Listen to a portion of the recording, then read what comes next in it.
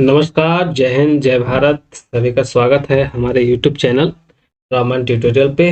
आशा है सब कोई अच्छे होंगे और सबको हैप्पी मकर संक्रांति। और आज जो सीरीज चल रहा है उसका आज 10वां क्लास है। इससे पहले मैंने 9 वीडियो इसका अपलोड कर चुका हूँ, आप मेरे प्लेलिस्ट में जाकर देख सकते हैं। और ये सभी चीज़ के लिए रेलवे, एलपी टेक्नीशियन और SSC, state exams, other exam सबके लिए उपयोगी है। और यदि हमारे आप चैनल पे नए हैं तो हमारे चैनल रामबाण ट्यूटोरियल को सब्सक्राइब करना ना भूलें और बेल आइकन को जरूर दबाएं ताकि हमारे लेटेस्ट वीडियोज़ की नोटिफिकेशन आप लोग तक पहुंचती रहे। चलिए तो आज सेशन की शुरुआत करते हैं। तब तक के लिए तो आज का जो हमारा पहला क्वेश्चन है, फर्न एक पौधा होता है, वह किससे संबंधित है, किस वर्ग से संबंधित है? ऑप्शन है ब्रायोफाइटा, टेरिडोफाइटा, एंथ्रोफाइटा या कोई नहीं। तो ब्रायोफाइटा मुख्यतः क्या होता है? ब्रायोफाइटा जो है उसमें मुख्यतः आपका इसमें लगभग 25,000 से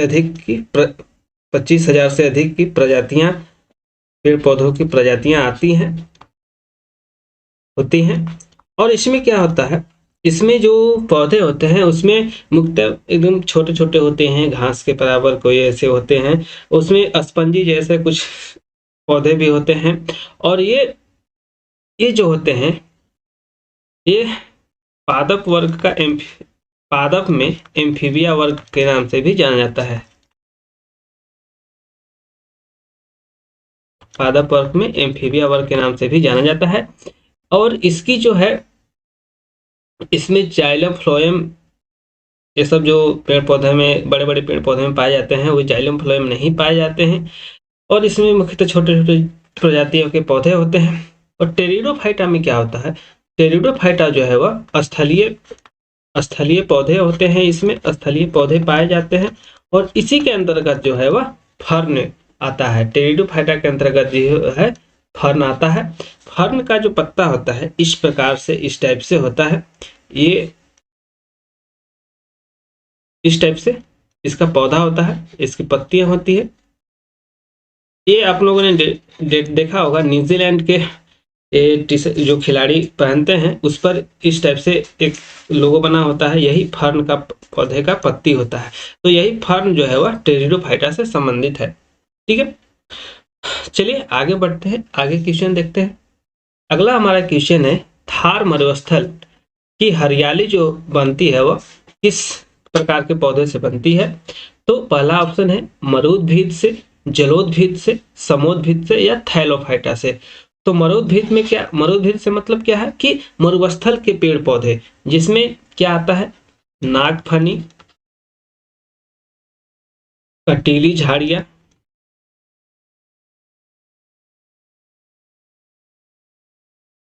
कैक्टस आदि जो भी होते हैं वो सब मरुद्भिद में आते हैं। जलोदभिद में क्या आते हैं? जलोदभिद में जलीय पौधे आते हैं, जैसे कि हरे हरे जो पत्ते की तरह देखते होंगे, पानी में छाए रहते हैं। और ये समुद्री जो पौधे होते हैं, जैसे समुद्री खीरा हो गया, ये सब जो होते हैं जलोदभिद के अंतर्गत आते हैं। समुद्रभिद में जल और स्थल दोनों पे होते हैं। और थैलोफाइटा में जो होते हैं पर्वतों, पहाड़ों, ये सब में पाए जाते हैं। ठीक है, तो नागथार मरुस्थल में जो हरियाली होती है वह मरुद्भिद पौधों के कारण होती है। ठीक है, चलिए अगले क्वेश्चन देखते हैं। अगला हमारा क्वेश्चन है, हरे फलों को पकाने हेतु प्रयुक्त गैस कौन सी होती है? ऑप्शन है acetylene gas, ethane gas, hydrogen gas, carbon dioxide. Carbon का मतलब हमारा CO2, हाइड्रोजन को H से दर्शाते हैं, एथेन, प्रोपेन, ब्यूटेन, मीथेन जो होते हैं वो सब होते हैं।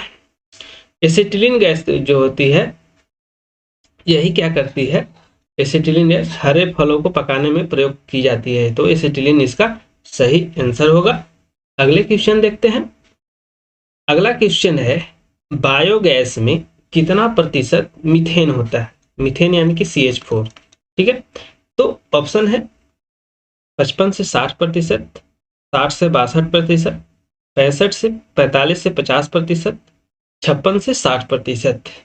तो मीथेन मुख्यतः किस लिए बनाया गया, उसमें मनाया जाता है कि उसमें गंध पता चल सके कि अगर गैस लीक हो रही है तो उसमें गंध को पता के लिए मीथेन का मिलावट किया जाता है। और मीथेन जो है बहुत ही तेज जलने का भी काम करता है और ये हवा के संपर्क में आने में बहुत जल्दी जलता भी है। तो बायोगैस में जो है वह मीथेन कितना 55 से 60% के लगभग में मौजूद रहती है। ठीक है, अगला हमारा क्वेश्चन है, पौधे द्वारा नाइट्रोजन किस रूप में प्रयोग किया जाता है? ऑप्शन है स्वतंत्र नाइट्रोजन के रूप में, नाइट्रेट के रूप में, नाइट्राइट के रूप में या अमोनिया के रूप में। ठीक है, अमोनिया ने की NH3 अमोनिया स्वतंत्र, तो पौधे जो होते हैं नाइट्रोजन को स्वतंत्र नाइट्रोजन के रूप में ग्रहण करते हैं, यानी कि वायुमंडल से सीधा ग्रहण कर लेते हैं। ठीक है, अगला क्वेश्चन है, पौधे के किस भाग से हल्दी पाया जाता है? ऑप्शन है जड़ों से, फलों से, बीजों से, तनों से। तो पौधे के हल्दी जो होता है वह पौधे के तने में तना होता है, पौधे का जो तना होता है वही हल्दी के रूप में पाया जाता है, तो इसका सही आंसर होगा तना से। चलिए अगला क्वेश्चन देखते हैं। अगला हमारा क्वेश्चन है, इनमें से किसे न तो बनाया जा सकता है और ना नष्ट किया जा सकता है? Which of the following can neither be created nor be destroyed? Option है संवेग, ऊर्जा, शक्ति, वेग। तो इसमें से ऊर्जा जो है इसका सही आंसर है, क्योंकि ऊर्जा को न तो नष्ट किया जा सकता है न ही बनाया जा सकता है, सिर्फ इसका रूपांतरण किया जा सकता है एक फॉर्म से दूसरे फॉर्म में। मोमेंटम क्या होता है? मोमेंटम होता है किसी दो पिंडों के बीच की, किसी दो पिंडों के द्रव्यमान और उसके जो वेग होते हैं उसके गुणनफल के बराबर होता है मोमेंटम। ये मोमेंटम को P से दर्शाते हैं, P बराबर होता है mv। ये होता है संवेग, संवेग का सूत्र होता है, संवेग का सूत्र होता है, फॉर्मूला होता है, समय को मोमेंटम कहा जाता है। ठीक है, और शक्ति तो आप जान रहे हैं, कार्य करने की क्षमता शक्ति कहलाती है। वेग जो होती है, वेग भी किसी वस्तु की गतिज ऊर्जा होती है। ठीक है, चलिए आगे बढ़ते हैं।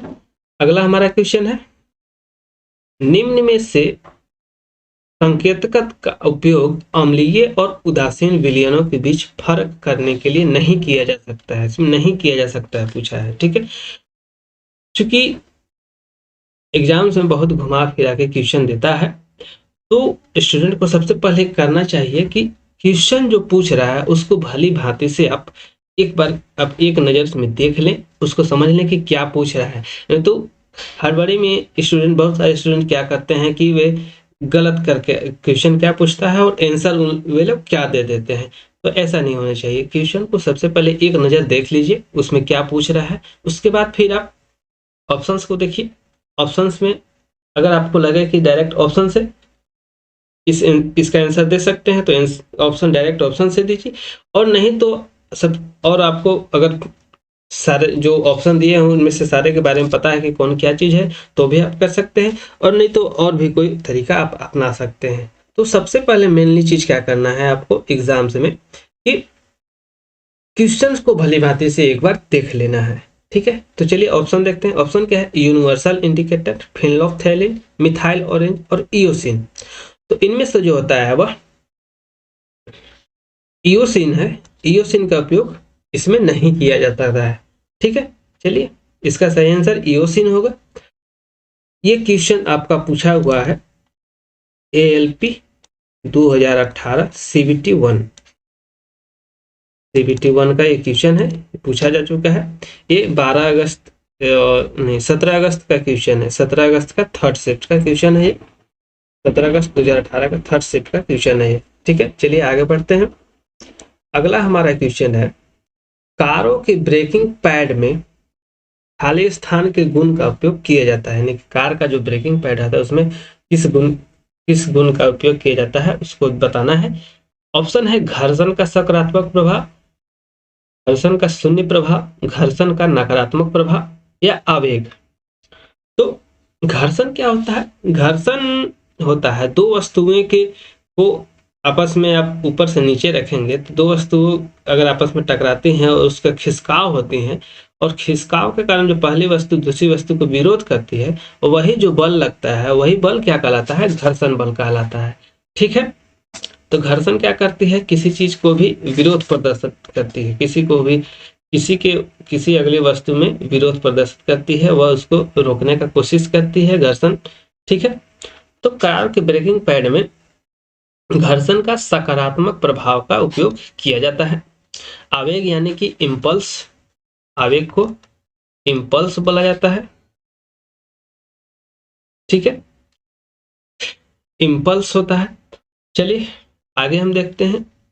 आगे का क्वेश्चन है हमारा, यदि किसी वस्तु द्वारा तय की गई दूरी शून्य है तो वस्तु का विस्थापन कितना होगा? ठीक है, मान लो ये एक वस्तु है, ये यहां से यहां जाती है। ठीक है, फिर यहां से यहां वापस आ जाती है। ठीक है, तो इसके द्वारा तय की गई दूरी क्या होगी?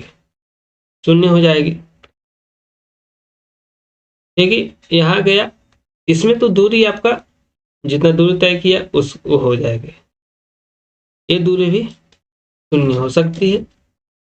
ठीक है, विस्थापन क्या होगा? विस्थापन भी शून्य हो जाएगा, क्योंकि यहाँ यहीं का यहीं रह गया है, इसका विस्थापन तो नहीं हुआ कहीं पे, तो इसका विस्थापन शून्य हो जाएगा। इसका सही आंसर शून्य होगा। ठीक है, चलिए अगला देखते हैं। आगे क्वेश्चन है, फास्फोरस के एक अणु में संयोजी इलेक्ट्रॉन यानी कि वैलेंसी इलेक्ट्रॉन्स क्या कहलाते हैं?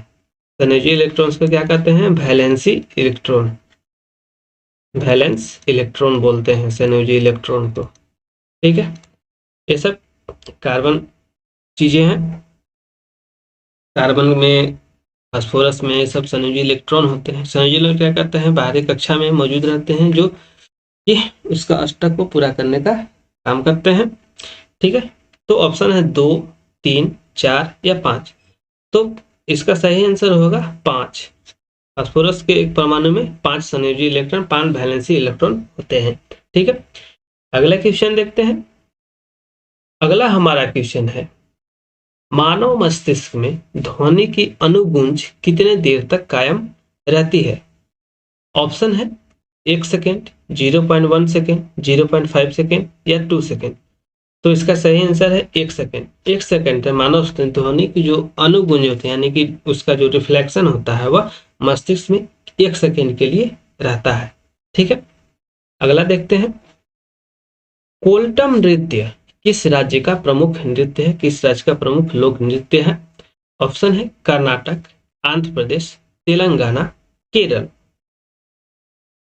आप सेशन को लाइक करें, सब्सक्राइब करें और अपना जो ओपिनियन है वो भी कमेंट बॉक्स के माध्यम से आप शेयर करें, ताकि हमें और भी अपने में आप लोग के कमेंट के अनुसार और भी कुछ सुधार करने का आइडिया मिल सके कि है।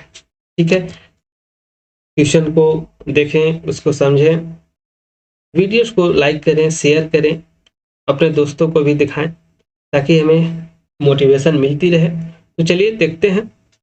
ऑप्शन है कर्नाटक, आंध्र प्रदेश, तेलंगाना, केरल। तो कोल्टम जो है वह आंध्र प्रदेश का प्रमुख नृत्य है, प्रमुख लोक नृत्य है।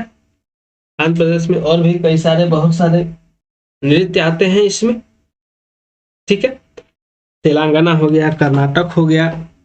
कर्नाटक में एक करगा नृत्य होता है, वो एक बहुत ही प्रसिद्ध नृत्य होता है। करगा नृत्य जो है उसमें क्या किया जाता है?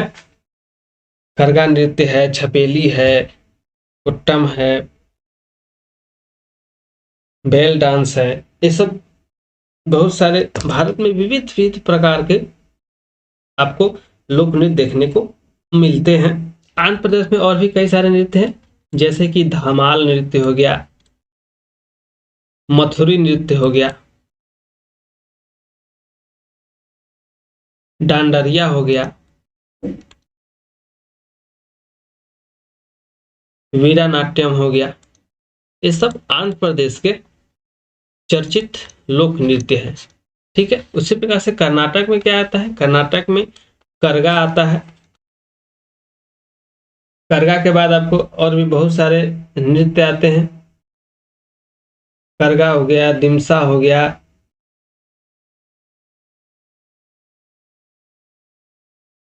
ये सब कर्नाटक के लोक नृत्य आते हैं। ठीक है। करगा के बाद हमारा आएगा क्या, यक्षगान, एक बहुत ही प्रसिद्ध नृत्य है इसका, कर्नाटक का। डोलू कुनीथा आता है, डोलू कुनीथा, नाम भी अजीब अजीब सा रहता है इन लोग का। नाग मंडला होता है, नाग मंडला। जुड्डू हैली, और भी आता है इसका क्या, जुड्डू हैली। भूता आराधना, एक से एक अजीब नाम आपको देखने के मिल जाएंगे। ठीक है। उसी प्रकार से है आपका तेलंगाना। तो तेलंगाना में जो है वह लोक नृत्य जो है पेरनी आता है। क्या आता है, पेरनी, पेरनी आता है। पेरनी एक शिव तांडव जो होता है उससे रिलेटेड ये नृत्य होता है। डप्पू नृत्य होता है, डप्पू होता है। लंबाडी होता है। उसके बाद आपका आता है ओगू कथा, ओगू कथा आता है। ये सब, ओगू कथा के बाद आपका चिट्टू भागवतम आता है, चिट्टू भागवतम आता है। ठीक है। केरल में कौन कौन सा आता है, तो केरल में आपका आएगा शास्त्रीय नृत्य होता है इसमें, कोटकारा, काक करसी, काक करसी नृत्य होता है। डप्पू काली होता है। सरपम ठुल्लू होता है, सरपम ठुल्लू होता है। कावी कावेदी ओट्टम होता है। भद्रकाली थुलुल होता है। वेला काली होता है। थियाट्टू नृत्य होता है। कोलम थुल्लू होता है। कुम्पी डांस होता है। ये सब सारे राज्यों के प्रमुख लोक नृत्य हैं। ठीक है, आगे चलते हैं, आगे क्वेश्चन देखते हैं। अगला हमारा क्वेश्चन है, करगा किस राज्य का प्रमुख लोक नृत्य है। ऑप्शन है कर्नाटक, केरल, तमिलनाडु, उड़ीसा। ठीक है। तो करगा जो है हमारा कर्नाटक का प्रमुख लोक नृत्य है। ठीक है। उसके बाद कर्नाटक में और क्या क्या आते हैं, तो कर्नाटक में और आते हैं जैसे यक्षगान हो गया, डोलू कुनीथा हो गया, नाग मंडला हो गया, जुडू हैली हो गया, कृष्ण पारिजात नृत्य हो गया, भूता आराधना नृत्य हो गया, वीर गासे नृत्य हो गया, बैलाटा नृत्य हो गया। ठीक है। तो ये सब सारे आते हैं। उसके बाद क्या आता है, केरल का भी मैंने पिछले पिछले क्वेश्चन में बताया। तमिलनाडु में क्या क्या आता है, तमिलनाडु में जो है हमारा, तमिलनाडु में मुख्यतः हमारा आएगा जैसे करगट्टम।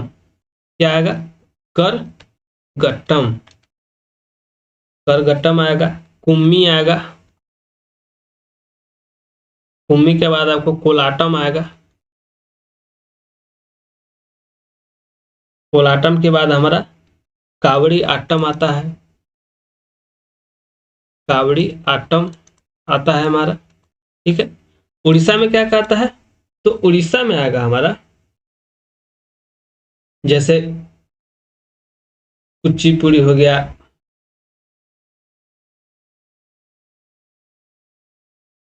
कथक हो गया, ये सब बहुत सारे अच्छा अच्छा चीज मतलब नृत्य हैं। उड़ीसा में आ गया हमारा घमूरा आता है, घमूरा आता है। पाला आता है, पाला नृत्य। पाला नृत्य में जो है मुगल कालीन, मुस्लिम मुगल काल के समय से उत्पन्न हुआ था यह नृत्य। ठीक है। डसकथिया होता है, 10 कथिया नृत्य होता है, दलखाई नृत्य होता है। दलखाई नृत्य अभी अभी जो आरआरबी ग्रुप डी का एग्जाम हुआ था उसमें पूछा था ये नृत्य के बारे में। ठीक है, तो ये सब नृत्य को आप याद रखेंगे, इसके लिए अलग से एक वीडियो की गई है, उसको याद रखेंगे आप। ठीक है, उसको देख सकते हैं। अगला क्वेश्चन है हमारा, पाइका राज्य का प्रमुख लोक नृत्य क्या है? पाइका पाइका किस राज्य का प्रमुख लोक नृत्य है? ऑप्शन है छत्तीसगढ़, झारखंड, महाराष्ट्र, गुजरात। तो पाइका जो है वह हमारा झारखंड का प्रमुख लोक नृत्य है। झारखंड में और भी बहुत सारे हैं, जैसे छऊ होता है, जादू पटिया होता है,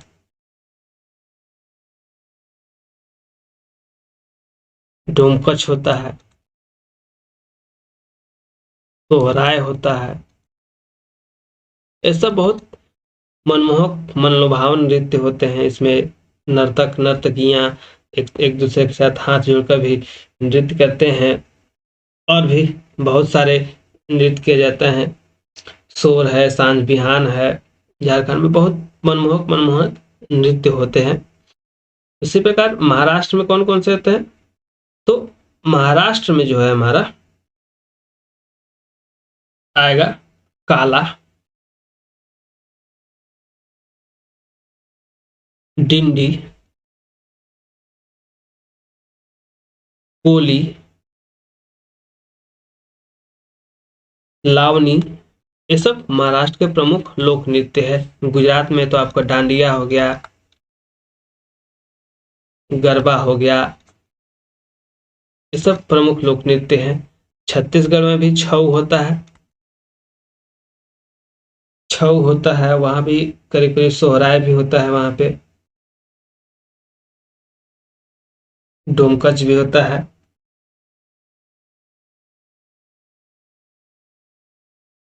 ठीक है, तो ये सब सारे जो है वह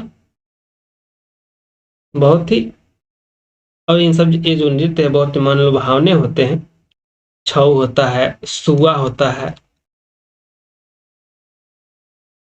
ढोल। इसमें सुआ में क्या होता है, ढोल जो होता है बहुत ही एकदम बेलनाकार सिलिंड्रिकल टाइप का होता है। एक चंदेनी नृत्य होता है, एक आपका आता है पंथी नाच, कर्मा नाच होता है। जनजातीय, यह कर्मा जो है जनजातियों द्वारा नृत्य किया जाता है। परघोनी नृत्य होता है, जो बैगा जनजाति का विवाह नृत्य है। छत्तीसगढ़ में एक परघोनी नृत्य होता है, परघोनी। यह जो है बैगा जनजाति का विवाह नृत्य है। एक बैगा जनजाति होती है, आदिवासी जनजाति नृत्य होती है, उसका विवाह नृत्य है। ठीक है, चलिए आगे देखते हैं। अगला हमारा क्वेश्चन है, फॉरवर्ड ब्लॉक। फॉरवर्ड ब्लॉक की स्थापना किस वायसराय के काल में हुई? ऑप्शन है Lord Linlithgow, Lord Wavell, Lord Wellington, Lord Irwin. Lord Irwin जो है बहुत ही अच्छा आदमी था, उसने बहुत भारत के लिए बहुत सारे बहुत अच्छे अच्छे काम किए थे लॉर्ड इरविन ने। इरविन समझौता इसी के समय में हुआ था, लॉर्ड इरविन के समय में भी। तो बापूजी और इरविन, बापू और भीमराव अम्बेडकर भी यरबदा जेल में एक पूना पैक्ट समझौता हुआ था 1930-31 में। जो उस समय जो क्या था कि पृथक निर्वाचन का कार्य किया जाने वाला था।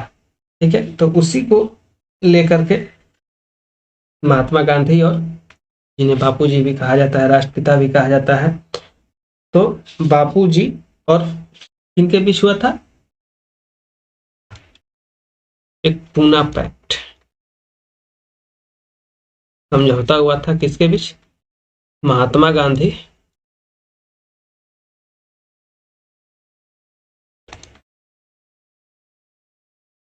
B are Ambedkar. कहाँ पे हुआ था? यरवदा जेल। यरबदा जेल में ही अंबेडकर जी महात्मा गांधी से ने इनको कहा कि आप पृथक निर्वाचन को छोड़ एक एक क्षेत्र क्षेत्र विशेष निर्वाचन की वकालत करें, क्योंकि पृथक निर्वाचन से क्या होगा कि बट लोग बट जाएंगे, लोगों का विकास बट जाएगा।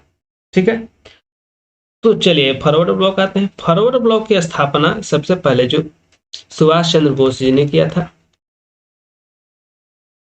सुभाष चंद्र बोस ने किया था। और यह जब उस समय हुआ था जब कांग्रेस का सत्र हुआ था उस समय, उसी के पश्चात सुभाष चंद्र बोस ने वहां उस सत्र को छोड़, उस कांग्रेस को छोड़ करके एक फॉरवर्ड ब्लॉक की स्थापना की, अपनी एक नई पार्टी बनाई। और पार्टी जो बनाई थी वह 1 मई 1939 को हुआ था। ठीक है, तो यह उस समय जो वहां का वायसराय था वह था लॉर्ड लिनलिथगो। लॉर्ड लिनलिथगो जो काल था वह 1936 से लेकर के 1943 तक हुआ था। का काल जो था 1936 से 1943 तक हुआ था। लॉर्ड वेवेल का काल क्या था? लॉर्ड वेवेल जो थे उनका काल था 1944 से 1947। इन्हीं के समय में वेवेल योजना भी एक प्रस्तुत की गई थी और कैबिनेट मिशन भी भारत आया था। ठीक है, कैबिनेट मिशन जो था वह 1946 में भारत आया था। इस मिशन में स्टेफोर्ड क्रिप्स और पैथिक लॉरेंस और एबी अलेक्जेंडर शामिल थे। ठीक है, लॉर्ड वेलिंगटन जो थे, वेलिंगटन का जो काल था वह 1931 से लेकर के 1936 के बीच में था। और वेलिंगटन के समय में पूना समझौता हुआ था जो 24 सितंबर 1932 को हुआ था। यही ये जो पूना पैक्ट जो हुआ था ना, इसी के समय में हुआ था, लॉर्ड वेलिंगटन के समय में। कब हुआ था? 24 सितंबर 1932 को हुआ था। गांधी जी को गिरफ्तार कर लिया गया था जो यरबदा जेल में बंद थे। ठीक है, और गांधी जी क्यों गए थे कि सांप्रदायिक पंचायत की एक घोषणा की गई थे, उसी के विरोध में महात्मा गांधी जी आमरण अनशन किए थे और उसी के लिए उनको हटाने के लिए उन्हें जेल में बंद कर दिया गया था। ठीक है, लॉर्ड इरविन का शासनकाल कहां से कहां तक था? लॉर्ड इरविन जो था वह 1926 से 1931 तक था। 1926 से लेकर के 1931 ईस्वी तक भारत में इसका शासनकाल था। इसके समय में ही साइमन कमीशन जो था मुंबई आया था। इसी के समय में साइमन कमीशन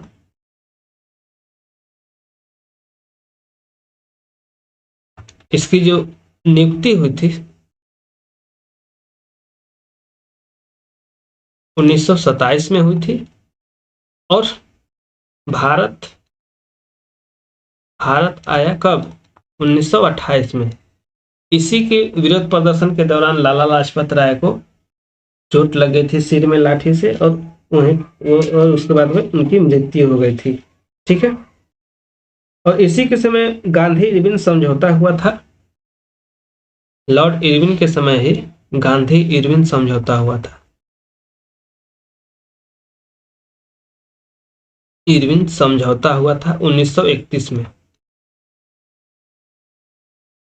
गोलमेज सम्मेलन जब असफल हो गया तो उसके बाद फिर सविनय अवज्ञा आंदोलन की शुरुआत की गई थी और उसी को स्थगित करने के लिए गांधी इरविन समझौता किया गया था। 4 मार्च 1931 को किया गया था। ठीक है, तो ये सारे तथ्य आप लिख लेंगे, नोट कर लेंगे, ये बहुत ही उपयोगी है। ठीक है, चलिए आगे चलते हैं। अगला हमारा क्वेश्चन है, भारतीय शस्त्र अधिनियम किस वायसराय के शासनकाल में पारित हुआ? ऑप्शन है लॉर्ड मेयो, लॉर्ड नॉर्थब्रुक, उसके बाद आया था हमारा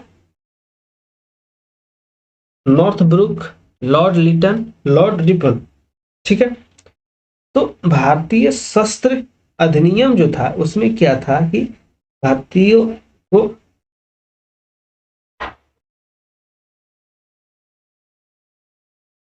लॉर्ड मेयो का जो शासनकाल था 1869 से लेकर के 1872 तक था। ठीक है, और इसी के समय में मेयो कॉलेज की स्थापना की गई थी और इसी के समय में प्रथम जनगणना भी हुआ था। प्रथम जनगणना लॉर्ड मेयो के समय में ही हुआ था। लॉर्ड नॉर्थब्रुक के समय क्या था, तो लॉर्ड नॉर्थब्रुक जो था उसके समय में हमारा क्या हुआ था,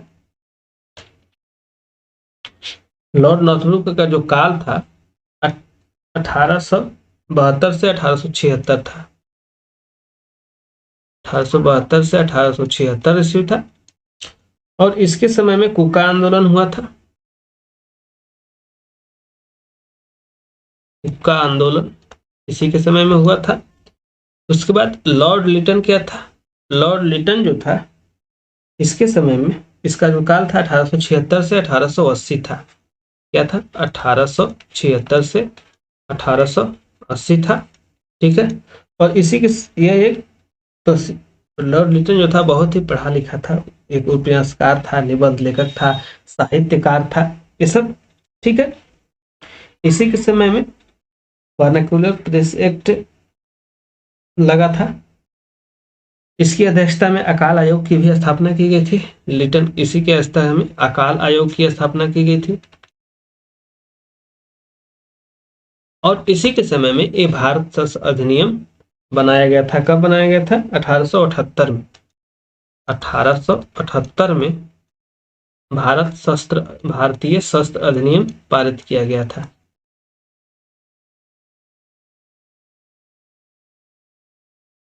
ठीक है, ये तो ये कुछ इंपॉर्टेंट तथ्य थे इसके बारे में।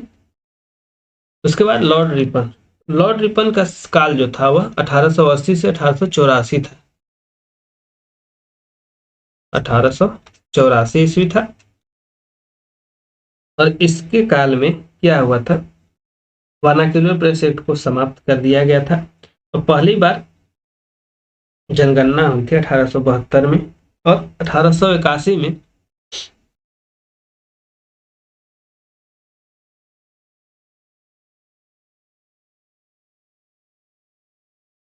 सुविधाएं दी गई। ठीक है, उसके बाद लॉर्ड रिपन के द्वारा प्रथम कारखाना अधिनियम लाया गया 1881 में। क्या लाया गया, प्रथम कारखाना अधिनियम।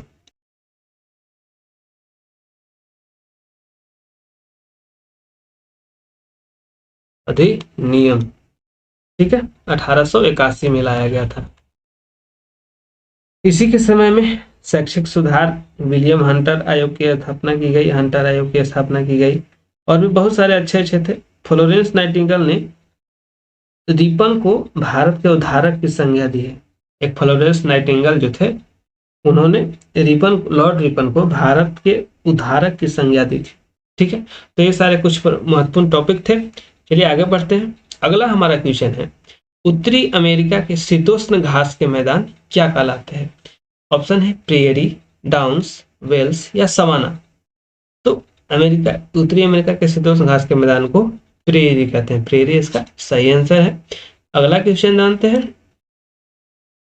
अगला क्वेश्चन है, सूरा और सुंदरियों का देश किसे कहा जाता है? ऑप्शन है जर्मनी, स्विट्जरलैंड, फ्रांस, जापान। तो सूरा और सुंदरियों का देश जो है वह फ्रांस को कहा जाता है, क्योंकि यहाँ पे चैंपियन और शराब और बहुत सुंदर सुंदर स्त्रियां, सुंदर सुंदर लड़कियां होती हैं। ठीक है, यहाँ के लोग शराब बहुत पीते हैं फ्रांस में। चैंपियन शराब, बहुत महंगे महंगे शराब के आदि होते हैं लोग। ठीक है, तो फ्रांस जो है वह सूरा और सुंदरियों का देश कहा जाता है। ठीक है, अगला हमारा क्वेश्चन है, हुबर बांध किस नदी पर बनाया गया है? ऑप्शन है कोलोराडो नदी, नील नदी, अमेजन नदी, राइन नदी। तो इसका आंसर होगा कोलोराडो नदी। कोलोराडो नदी जो है इसका सही आंसर है। ठीक है, कोलोराडो नदी इसका सही आंसर है। ठीक है, तो आज के सेशन में आशा करता हूँ ये सेशन आप लोग को बेहद पसंद आएगा। तब तक के लिए नमस्कार और आशा करता हूँ आप लोग अच्छे होंगे। ठंडी की मौसम है तो थोड़ा बच के चलेंगे और चैनल को लाइक और सब्सक्राइब जरूर करें और बेल आइकन को जरूर से जरूर दबाएं ताकि हमारे नए वीडियोज की नोटिफिकेशन आप लोग तक पहुंचती रहे। और अपना ओपिनियन कमेंट बॉक्स में आप कर सकते हैं, शेयर करें अपना ओपिनियन कि कैसा लगा, क्या चीज़ था। ठीक है, चलिए, जय हिंद, जय भारत।